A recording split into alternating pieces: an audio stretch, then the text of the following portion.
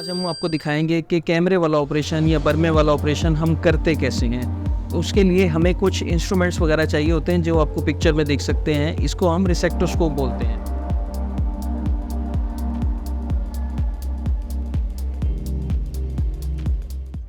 अस्सलाम वालेकुम, welcome to Euro talks with doctor Haris. मेरा नाम डॉक्टर मोहम्मद सदीक हारिस है और मैं कंसल्टेंट यूरोलॉजिस्ट हूँ। यूरोलॉजी के अंदर हमारे पास आए रोज़ पेशेंट जो हैं वो पेशाब की बंदिश या रिटेंशन ऑफ यूरिन के साथ प्रेजेंट करते हैं। ये रिटेंशन ऑफ यूरिन बहुत ज़्यादा मुख्तलिफ़ किस्म की वजूहात की वजह से हो सकती है। अमूमी तौर पर अगर नौजवान इसके साथ प्रेजेंट करता है तो हमारा शक जाता है कि मसाने के अंदर या पेशाब की नाली में कोई बंदिश हो सकती है, कोई पथरी आगे फंस सकती है। अगर हमारे पास ओल्ड एज पेशेंट में जो पेशेंट आते हैं, ओल्ड एज के अंदर ज़्यादा ज़ईफ़ लोग आते हैं, उनके अंदर हमारा जो डायग्नोसिस होता है अमूमी तौर पर वो होता है कि गदूद के बढ़ जाने की वजह से इनको जो है वो पेशाब में बंदिश हो रही है। पेशाब की बंदिश को हम मुख्तलिफ़ तरीक़ों से डिवाइड करते हैं, इसकी क्लासिफिकेशन करते हैं। अमूमी तौर पर acute retention of urine, chronic retention of urine, acute on chronic retention of urine, इस तरह की इसकी क्लासिफिकेशन होती है।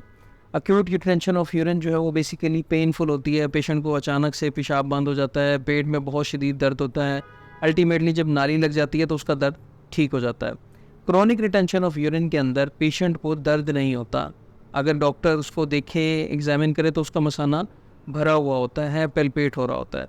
और जब नाली डाली जाती है तो काफ़ी ज़्यादा मिकदार में यूरिन भी पेशाब की नाली, पेशाब के बैग के अंदर जमा होना शुरू हो जाता है। तो ये होती है क्रोनिक रिटेंशन ऑफ यूरिन। इसके अलावा कुछ पेशेंट जो हमारे पास पहली दफ़ा पेशाब की बंदिश या रिटेंशन ऑफ यूरिन के साथ आते हैं तो उनको हम कैथेटर लगाकर, नाली लगाकर मेडिसिन देकर डिस्चार्ज कर देते हैं। और 3 दिन के बाद उनको ट्रायल देते हैं कि अगर तो उनकी पेशाब की नाली निकालने के बाद उनका पेशाब अगर चलता रहता है तो फिर वो अल्फ़ा ब्लॉकर पे ही अपनी जो है वो लाइफ लॉन्ग जो है वो अल्फ़ा ब्लॉकर लेके अपनी रूटीन को नॉर्मल रख सकते। तो ऐसे पेशेंट जिनको हम 3 दिन के बाद पेशाब की नाली निकलवाते हैं और फिर भी वो अल्फ़ा ब्लॉकर के इस्तेमाल के बावजूद अगर उसकी पेशाब की बंदिश हो जाए, मतलब दवाई खाने के बावजूद, तो इसको कहते हैं रिफ्रैक्टरी रिटेंशन ऑफ यूरिन। मतलब ऐसी रिटेंशन ऑफ यूरिन जो दवाई से ठीक नहीं हुई। इसके अलावा ऐसे पेशेंट भी होते हैं जो दवाई खाकर कुछ अर्सा ठीक हो जाते हैं, फिर दोबारा कुछ अरसे के बाद उनके अंदर पेशाब की बंदिश हो जाती है और फिर उसके बाद जो है वो दवाई खा लेते हैं, ये 1-2 दिन नाली के साथ गुजार लेते हैं तो ठीक हो जाती है। इसको कहते हैं रिकरेंट रिटेंशन ऑफ यूरिन। मतलब पेशेंट को बार बार पेशाब के अंदर बंदिश हो रही है। तो ये अमूमी तौर पर रिकरेंट और refractory retention of urine, acute retention और क्रोनिक रिटेंशन ओल्ड एज के अंदर ज़्यादातर मर्दाना गदूद के बढ़ जाने की वजह से जो है वो होती है। गदूद जो है आपको मालूम है एक वॉलनट के साइज़ का, अखरोट के साइज़ का एक गदूद होता है जो मसाने के मुंह के ऊपर मौजूद होता है। के साथ साथ उम्र के साथ साथ जैसे जैसे उम्र रसीदा होते हैं तो इनका साइज़ जो है वो बढ़ता जाता है और अमूमी तौर पर आपस में मिलने के बाद ये पेशाब की बंदिश करा देते हैं। तो recurrent retention of urine, refractory retention of urine, ये जो है इंडिकेशन होती है स्ट्रेट फॉरवर्ड आपकी गदूद की सर्जरी की।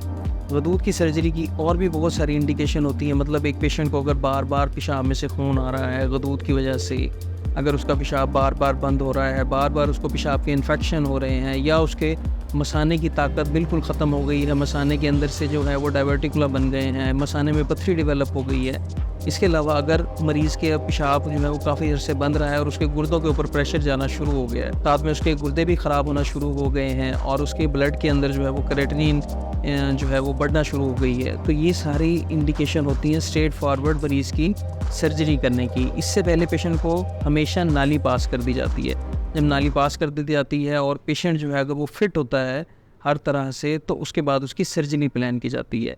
सर्जरी मैं पहले भी आपको बता चुका हूँ कि कैमरे वाला ऑपरेशन इसकी जो है वो गोल्ड स्टैंडर्ड ट्रीटमेंट है प्रोस्टेट के ऑपरेशन के लिए। और काफ़ी सारे लोग जो है वो बहुत बड़ा गदूद अगर हो तो उसको भी बज़रिए कैमरा ही कर देते हैं, बेशक उनको 2 सेशन में करना पड़े। और दूसरा तरीका इलाज गदूद का ऑपरेशन का है वो चीरे वाला है। अमूमी तौर पर हम भी अमूमन अपने 90 to 95% केसेस के अंदर हमेशा बर्मे वाला ऑपरेशन, कैमरे वाला ऑपरेशन, लेज़र वाला ऑपरेशन, या इसको आप जो भी नाम दे दें, उसके ज़रिए हम करते हैं। आपको दिखाएंगे कि कैमरे वाला ऑपरेशन या बर्मे वाला ऑपरेशन हम करते कैसे हैं।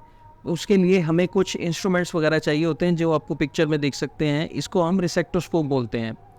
सबसे पहले पेशेंट को फिटनेस ली जाती है, पेशेंट को प्रिपेयर किया जाता है, ओटी थिएटर में लेके जाते हैं, इसकी पोजीशन बनाते हैं, पेंट एंड ड्रेप करते हैं, उसके बाद उसकी सिस्टोस्कोपी की जाती है। ये सबसे पहले हम कैमरे को पेशाब की नाली से गुजारते हैं। आप देख सकते हैं ये गदूद का आना स्टार्ट हो गया है और दोनों गदूद की साइड वाली लोब्स जो हैं आपस में बिल्कुल पेशाब के रास्ते को इन्होंने बंद किया हुआ है। ये पेशाब की नाली की वजह से होने वाले कुछ फ्लेक्स अंदर पड़े हैं। अब ये हमने लूप लगा दिया है, इस लूप के ज़रिए हम प्रोस्टेट को चिप बाय चिप बॉडी से रिमूव करेंगे कट करके। और सबसे पहले अच्छे तरीके से मसाने का मुआयना किया जाता है और उसके बाद वीरोमोंटेनम देखा जाता है। ये जो एरिया है ये वीरोमोंटेनम है, इसके अंदर इजैकुलेटरी डक्ट ओपन होती हैं। हमने इससे पहले रिसेक्शन करनी होती है।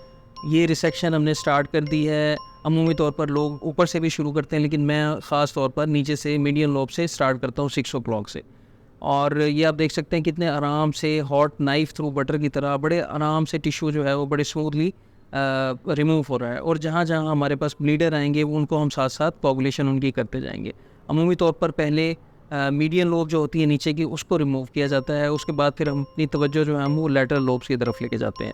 ये देखें बड़े अच्छे तरीके से ये चिप्स जो हैं वो रिमूव हो रही हैं और हम चिप्स को जो है वो ब्लैडर में पुश कर रहे हैं और बाद में ब्लैडर जब हम अच्छे तरीके से वॉश करेंगे तो चिप्स जो हैं वो ब्लैडर से वापस आ जाएंगी। तो ये हमारे पास जो है रिसेक्शन अब हमने स्टार्ट कर दी है। मीडियन लोब के आप देख सकते हैं अभी मीडियन लोब का कुछ हिस्सा जो है वो रहता है, तो हमने रिसेक्शन को हम पीछे वीरोमोंटेनम तक लेके आएंगे, ये जो जगह है यहाँ तक। फिर उसके बाद हम लैटरल लोब्स करेंगे। अब लेफ़्ट साइड की लोब मैंने स्टार्ट कर दी है। इसके अंदर जो जो टिश्यू हैंग कर रहा है, जो आगे आ रहा है पेशाब के रास्ते में, उसको रिमूव करते जाते हैं और जो जो ब्लीडिंग स्पॉट्स हैं उनको साथ साथ बंद करते जाते हैं, जिसे कोगुलेशन कहते हैं। जब ये अमल मुकम्मल हो जाता है तो इसको दूसरी साइड पे भी हम सेम इसी तरह रिपीट करेंगे। आप ये देख सकते हैं काफ़ी हद तक लेफ़्ट साइड की लोब जो है वो रिसेक्ट हो गई है अमूमी तौर पर। इसके बाद जो है ये आप देख सकते हैं ये पिक्चर में लेफ़्ट साइड की लोब जो है वो ऑलमोस्ट बिल्कुल रिसेक्ट हो गई है। अब हम अपनी तवज्जो जो है वो राइट साइड पर लेके जाते हैं।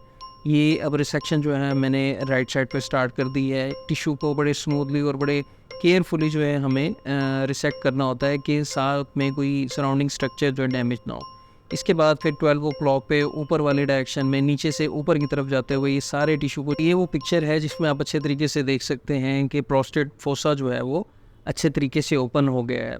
और ये वो चिप्स हैं जिनको हम सक्शन करने के बाद जिस्म से बाहर निकाल कर जो है वो बायोप्सी के लिए या हिस्टोपैथोलॉजी के लिए भेज देते हैं। आरपी जो है वो भी मुख्तलिफ तरीक़ों से किया जा सकता है, मतलब मोनोपोलर कॉटरी से करते हैं, बाईपोलर कॉटरी से कर सकते हैं, लेज़र से कर सकते हैं। हम अपने सेटअप के अंदर मोनोपोलर कॉटरी के साथ जो है वो TURP करते हैं। इसके बहुत अच्छे रिज़ल्ट हैं। हीमोस्टेसिस मतलब ब्लीडिंग बहुत ज़्यादा कम होती है और पोस्ट ऑपरेटिवली बहुत ही रेयर होता है कि पेशेंट को ब्लड की भी ज़रूरत पड़े, अदरवाइज़ ब्लड भी लगाने की ज़रूरत नहीं होती। पेशेंट को तकरीबन 24 घंटे तक इरिगेशन चलती है, मतलब ब्लैडर जो है उसको कॉन्स्टेंटली वॉश होता रहता है ड्रिप्स के ज़रिए और अगले दिन वो ड्रिप्स बंद कर दी जाती हैं और 1 से 2 दिन के बाद पेशाब की नाली रिमूव कर दी जाती है और पेशेंट जो है वो बहुत अच्छे तरीके से वॉइड करके अपनी नॉर्मल रूटीन को मेंटेन करता है, अपनी नॉर्मल रूटीन के साथ अपनी ज़िंदगी गुजारता है। अमूमी तौर पर ये ऑपरेशन जो है वो तकरीबन 1 से 1.5 घंटे तक रहता है और 1.5 घंटे के अंदर अंदर हमने इसको ख़त्म करना होता है। और वैसे तो ये ऑपरेशन भी तकरीबन 45 to 50 मिनट्स में मैंने कंप्लीट कर लिया था, लेकिन वीडियो की मुनासबत के हिसाब से मैंने इसको शॉर्ट कर आपके सामने पेश किया है। तो आई होप आपको वीडियो पसंद आई होगी। इससे रिलेटेड आपके जो भी सवालात हैं वो आप कमेंट्स में मुझसे शेयर करें, मैं इंशाल्लाह ज़रूर उसका जवाब दूँगा। वीडियो को ज़्यादा से ज़्यादा शेयर करें, लाइक करें और चैनल को लाजमी सब्सक्राइब करें अगर आपने अभी तक सब्सक्राइब नहीं किया। अपना बहुत ख्याल रखें। अल्लाह हाफ़िज़।